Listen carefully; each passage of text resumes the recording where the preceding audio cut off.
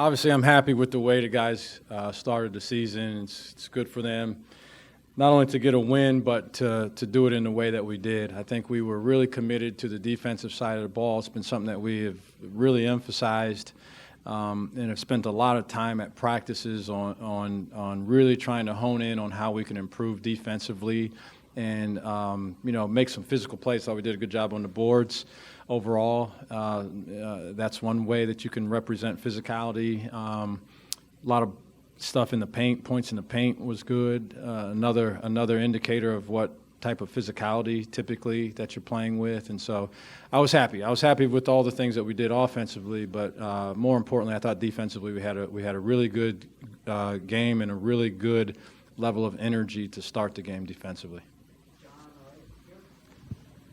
I'm sure there are certain things that you want to clean up as a coach, but is that just kind of the way it's supposed to look throughout the game, both offensively and defensively, answering their runs with your own runs? Is that just kind of the way you draw it up? Yeah. I thought we did a good job of responding. A couple times we ended up calling a timeout, maybe once or twice, just to get guys settled down, and we came out and responded.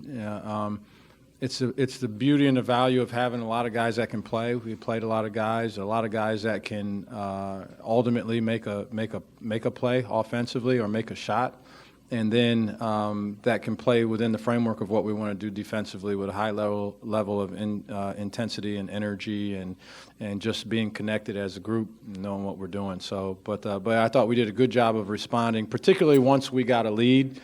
And then, it's difficult sometimes playing with a lead. It's easy to play from behind, right? We were behind 17 in the Wofford. What do you got to do? You have no choice but to play hard and well or go home.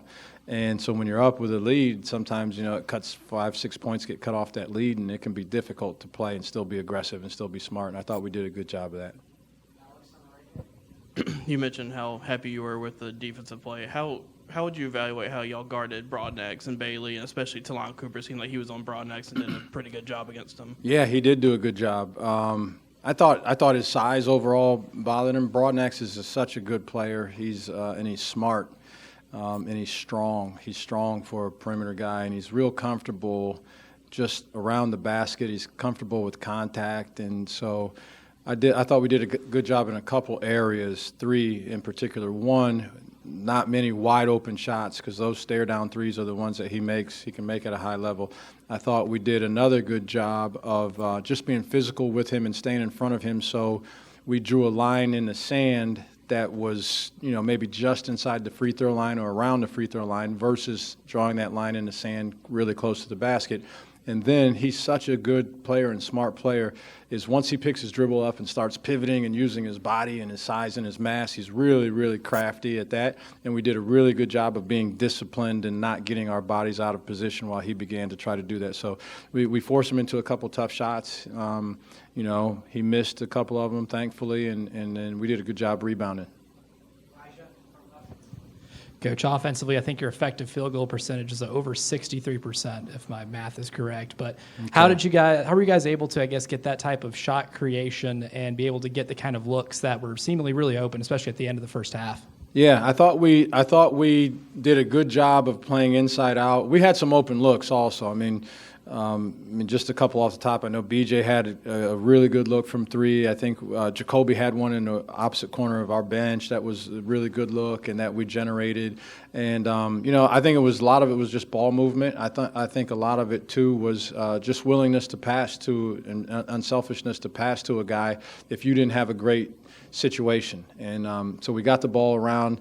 Oftentimes when you get the ball around the basket, the other 4 guys are watching what's going on. So I thought we did a good job of relocating to a spot. And then when their man overhelped or wasn't paying attention, we kicked. We played out of the back, skipped it to the other side and played out of the back a little bit. And so I think a lot of it was just ball movement. We were unselfish. We attacked when help came. We threw it to an open guy. And then because of that, we got some high-quality shots. You talked about it a lot last week, getting guys involved. I think you guys had 10 guys that had multiple shots tonight.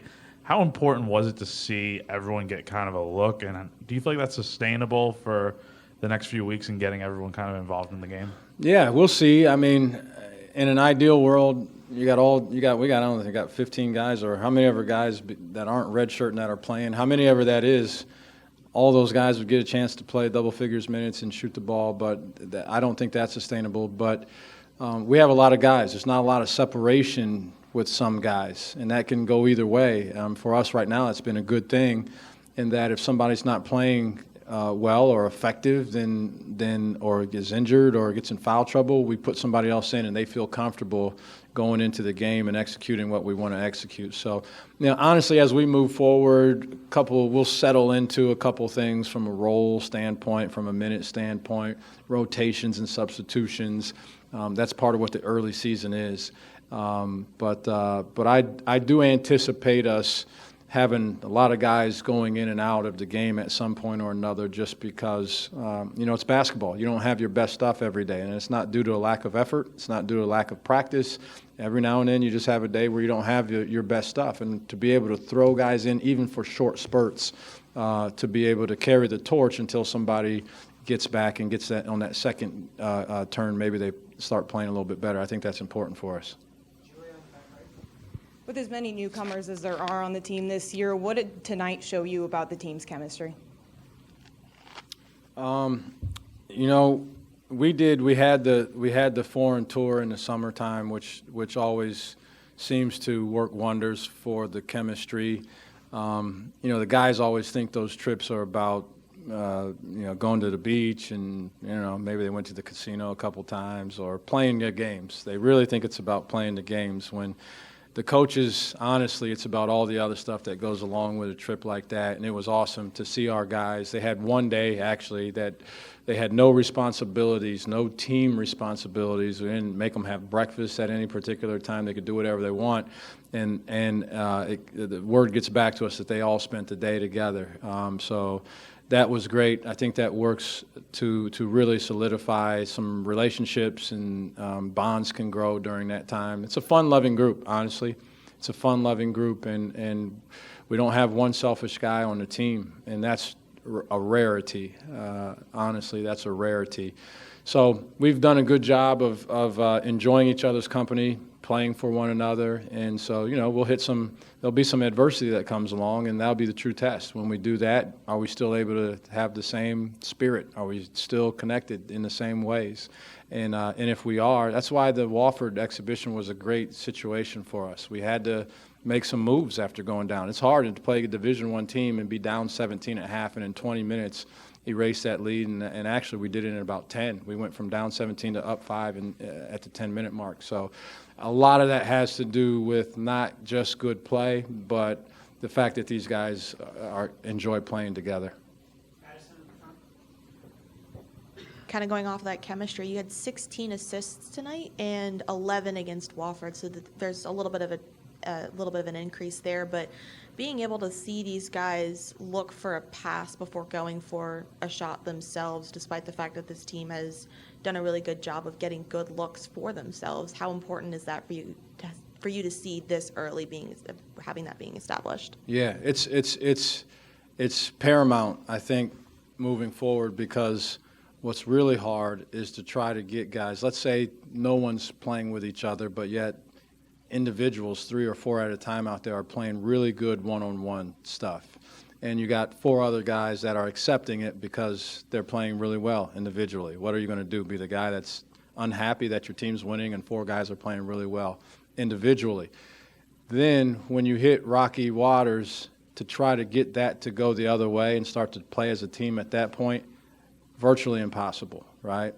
And so I think you're always better suited to have a group that does it this way and is playing well. And then at some point you're going to want to – guys are going to fall in the roles, like I said. And we need Michi Johnson to step on the gas pedal. That's got to be part of what he does. And he's so unselfish that doesn't mean score all the time. Like, everybody thinks that's what you think. You need to create something, get yourself in a situation, then entrust your instincts and make decisions. And so we have a team that I think at their core – is full of guys that are team-oriented guys, and that's a huge advantage.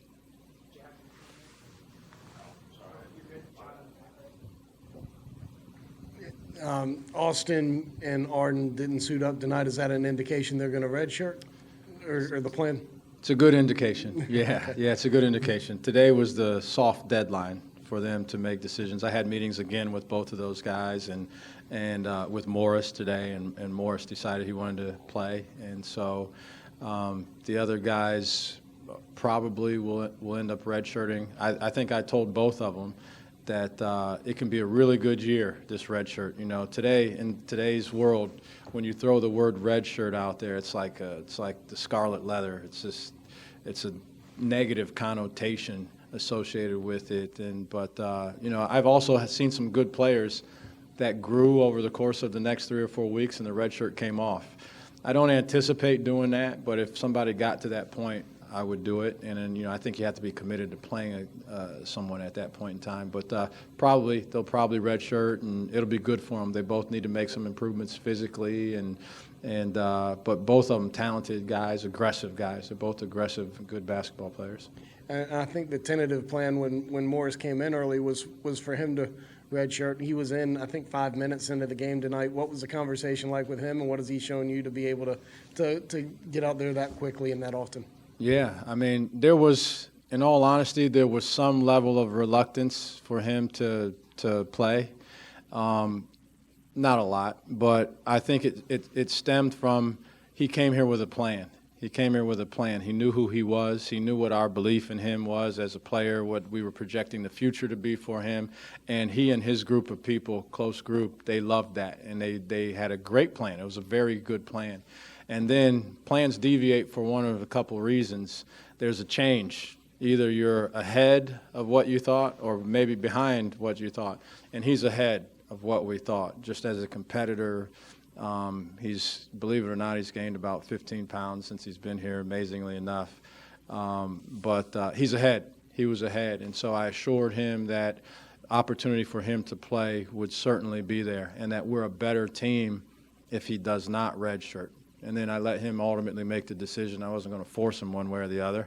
And, you know, he and his group decided that playing made sense, and we're glad to have him. How do you use the first couple weeks of the college basketball season to tinker with different lineups and different guys on the court to see who fits the best and what roles are the best for guys? Yeah, you know, a couple of these games early, if you can build a lead, there's some level of experimentation in terms of that lineups. And you know, we had Zach out there playing the 4 today, and he's been good. It's another good game for him. He had a good Wofford game in that he went 3 for 6 from the 3-point line. He had a good day. I don't even know what his stats were in terms of shooting the ball, but he didn't shoot the ball like that, but he still impacted the game in a good way. It seemed like he was rebounding in a crowd a lot of times. You know, he had a crowd-pleasing dunk. Not that that's the end-all, be-all, but, you know, we all like to see that. But, yeah, I think these early games are an opportunity, or can be an opportunity, to tinker with a couple things if the game goes the way that you want it to. But practice, we use that for the same thing, and you know, practice matters to us. So if you do good things at practice, you'll be rewarded in the game. You look at Eli is a perfect example for us. He goes out there, and the crowd loves it because he's a little small guy, but he's a good basketball player. He's a good basketball player. If he looked physically like some other guys in this league, I'm telling you, you're going to think I'm crazy. He would be a dude. He's a smart basketball player. He knows where to be positionally, defensively. He's reliable. He knows terminology. He knows where to be. It's just he's diminutive physically, right? And so, but I did it last year. He goes in out there against Alabama, against number 2 team in the country, and he bangs home a 3. He played 6 minutes straight in the first half. And so, you know, our team's better. We're deeper. We have more talent. So his opportunities probably would be a little bit more limited than they were last year. But it's just an example of, you know, putting some guys out there and seeing what happens. Coach, it seemed like Michi was more aggressive with dribble drives and penetration into the lane, and that obviously created a lot of looks. But is that something he's been working on more in terms of being a better ball handler? And what does that do for your offense whenever he is aggressive with his dribble drive like that, like it was tonight? Yeah, I think he's so fast. He has an elite gift of speed, straight line speed at any level, and so it's very difficult to stay in front of him if you give him an advantage. And where he's had some issues at times is he defaults to the jump shot because he also has range and can make jump shots. And then getting out of the concept of shooting effectively into the concept of driving. That transition's not as smooth as what it sounds. And so, so it's less really about the ball handling aspect of it for him and more about just attacking when you see an opportunity, right? When your man gets in a bad position because he gets overly aggressive, which tends to happen when guys want to pressure. Attacking. And it's so good for us because it puts tremendous pressure on the defense, and particularly when a guy can attack, and then when things are thrown at him at the last second, he can make good decisions out of that, and that's what Michi's been able to do on a pretty consistent basis. So we need him to continue to attack. And I'll tell you the other thing is with this charge block rule, the way they've changed it, it's really hard to come from the weak side and take a clean charge. It's very, very difficult. I show it at practice to guys. Last year, guys, this would have been a charge. This year, you have to be set by the time the heel of the takeoff foot is set planted on the ground. I'm telling you, you have to already be at the midpoint or closer to the ball. It's going to be impossible to come from the weak side and take a charge like you used to be able to. So for a guy like him that's a blur down the hill, if you get into a 1-2 takeoff and there's any contact, you should seek contact, right? And then I think he'll get to be the beneficiary of some block calls in those situations. Coach, one of the big off-season additions was B.J. Mack for this team. What do you think makes him such a perfect fit for your system? One, familiarity with him. So the non-basketball parts of it, I think all align. He's a great kid, tremendous kid. He's got a great personality and a really good smile. And so he enjoys this. All the work is something that he likes. So, but from a basketball standpoint, I love skilled, larger than average guys. I think he fits into that, He's trying to develop as a guy that plays out of his shot fake off the dribble. He did that a little bit today. He made some strong moves around the basket. That was a welcome sight. And but he's a perfect fit because he can shoot, he can post, he can dribble enough. If you try to pressure him with a similar sized guy, he's effective in that area. And he can pass. And he's been around for a long time. But his skill set fits perfectly into the stuff that I like to do. Just throw it to him anywhere on the perimeter, around the basket, and then just let guys make some good decisions. Obviously, Talon came in as a pretty experienced guy, but how have you seen him continue to grow and improve on both ends of the floor, and how it goes to see him do a little bit of everything tonight? Yeah, Talon's had a lot of growth since he's been here. This is a guy that's played in the NCAA tournament before, so that experience is invaluable.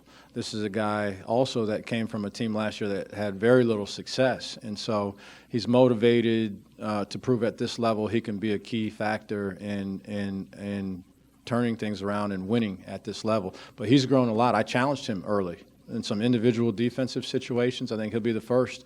And, you've been around for a long time and you have a good relationship with a guy, and then I turned it up on him a couple times. And, that doesn't make you feel warm and fuzzy all the time. But because he's such a professional at his work ethic and that his commitment to what we want to get done, he accepted that information and he's responded to it. And he's been much, much better as a defender. And I only challenge him because I think he's capable of being a good defender. And we have to have some good defenders. Everybody can't be a run-of-the-mill guy. You have to have a couple guys that are good defenders. He's not all the way there yet, but I definitely think he's got potential just with his size, length, his instincts, and all that. And then obviously his ability to pass the ball and comfort level of playing offense is obvious to see. All right, thanks, guys. Thanks, Coach. Thank you.